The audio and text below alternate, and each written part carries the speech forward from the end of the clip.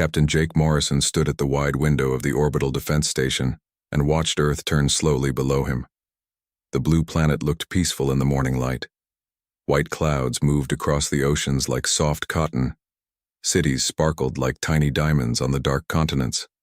Jake had seen this view 1,000 times, but it never got old. The year was 2387. Humans had been living in space for over 200 years now. They built cities on the moon, grew food on Mars, and mined rocks in the asteroid belt. 5 years ago, they met their first aliens. The meeting went well. The aliens called themselves the Galactic Federation. They welcomed humans as new friends. Jake walked back to his command chair.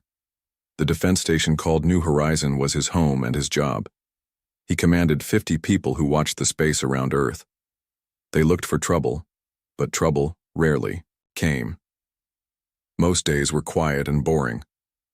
Lieutenant Amy Carter sat at her station nearby. She stared at 3 big screens full of numbers and moving dots. Each dot was a ship or a rock floating in space. Amy knew where every dot belonged. She had been doing this job for 3 years. "Captain," Amy said suddenly. Her voice sounded strange. "I'm getting some weird readings." Jake walked over to her station. "What kind of weird?" Amy pointed at her middle screen. "Big gravity waves coming from the edge of the solar system. Really, big ones, like something huge just dropped out of hyperspace." Jake felt his heart beat faster. "How big?" Amy's fingers moved quickly over her controls. The screen changed to show new information. Her face went pale. "Sir, I count at least 9,000 ships. Maybe more." The command center went quiet. Everyone stopped what they were doing and looked at Amy's screen. 9,000 ships was more than the entire human space fleet. "Much more, are you sure?" Jake asked. Amy checked her readings again. "Yes, sir. 9,897 ships.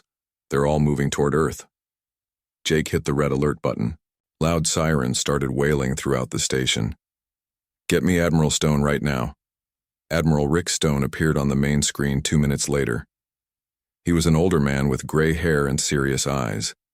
Behind him, Jake could see the busy command center of Earth's military headquarters. "Jake, what's the situation?" "Admiral, we have nearly 10,000 unknown ships approaching from deep space. They're not broadcasting any friendly signals." Admiral Stone's face grew dark. 10,000? That's impossible.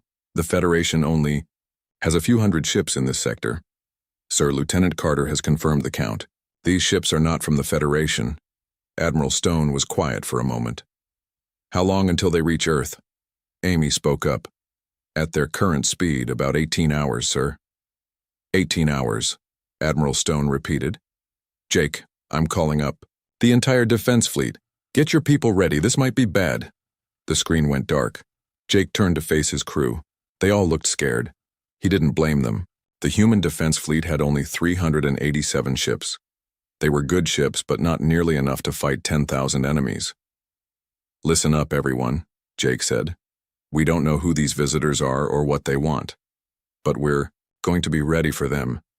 Amy, keep tracking those ships. Send all the data to Fleet Command. Everyone else, prepare the station for combat operations." His crew got busy.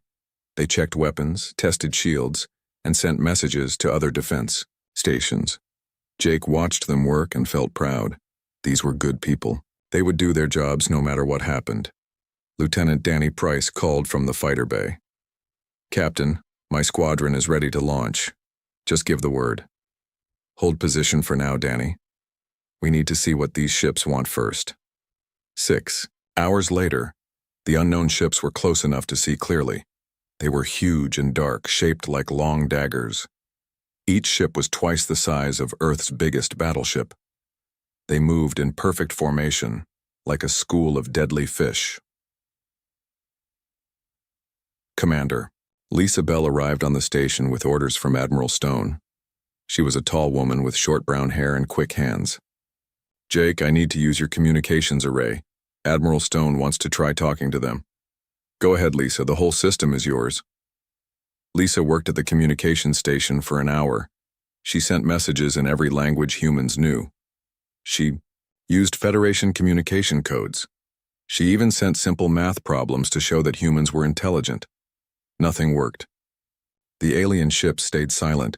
Then suddenly they answered. The message came in perfect English.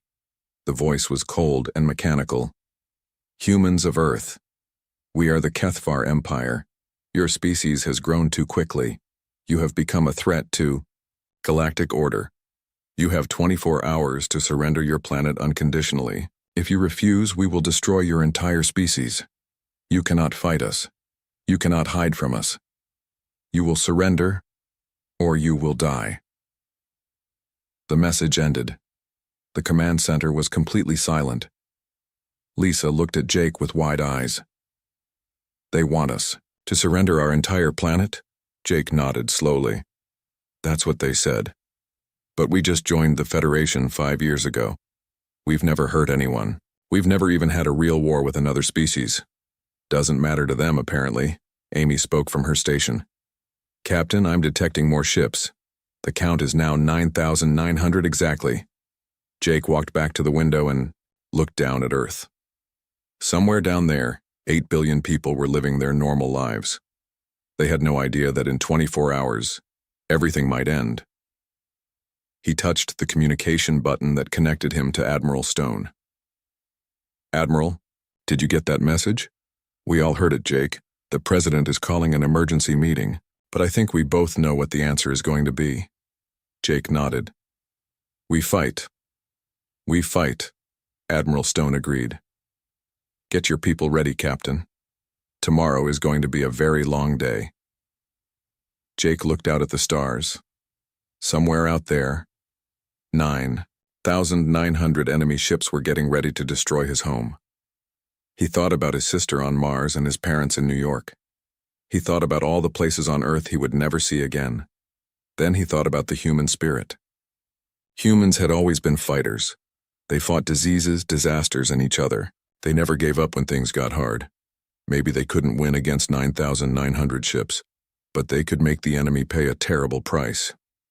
Amy, he called out, send a message to all defense stations and ships. Tell them to prepare for battle. Tell them we're going to show these Kethar what humans are really made of. The 24 hours passed too quickly. Captain Jake Morrison watched the enemy fleet spread out like a dark cloud around Earth. The Kethar ships moved in perfect lines and circles. They looked like they had practiced this attack many times. Before Admiral Stone's voice came through the speakers. All ships, this is Fleet Command. The enemy has refused our request to talk. They want only surrender or death. We choose to fight. Remember, we are not just fighting for ourselves. We are fighting for every human who will ever be born. Make them pay for every inch of space. Jake looked at his crew on the New Horizon. They were scared, but ready. Lieutenant Amy Carter sat at her station, tracking enemy movements. Commander, Lisa Bell worked at the weapons controls. Lieutenant Danny Price waited in his fighter, ready to launch. Jake, Admiral Stone called on the private channel. I want you to lead the first attack. Take 12 ships and hit their command group. Try to confuse them, make them think we have a plan. Jake almost laughed. Do we have a plan, Admiral? The plan is simple. We hurt them as much as we can before we die. Maybe that will make other aliens think twice about attacking Earth in the future. Jake felt a cold feeling in his stomach. Understood, Admiral. We'll give them something to remember. Jake called his squadron commanders. This is Morrison. We're going in first. Follow my lead and don't try to be heroes. We want to hit them fast and get out. Our job is to make them angry and stupid. The 12 human ships moved toward the enemy fleet. They were small compared to the massive Kethar battleships. Jake's ship, the New Horizon, was not even a real warship. It was a defense station with engines attached, but it had big guns and thick armor. Captain, Amy said, the enemy ships are not moving to stop us. They're just watching. Jake understood. The Kethar thought humans were too weak to be a real threat. They were wrong. Danny, launch your fighters. Everyone else, pick your targets. We hit the big ships in the center.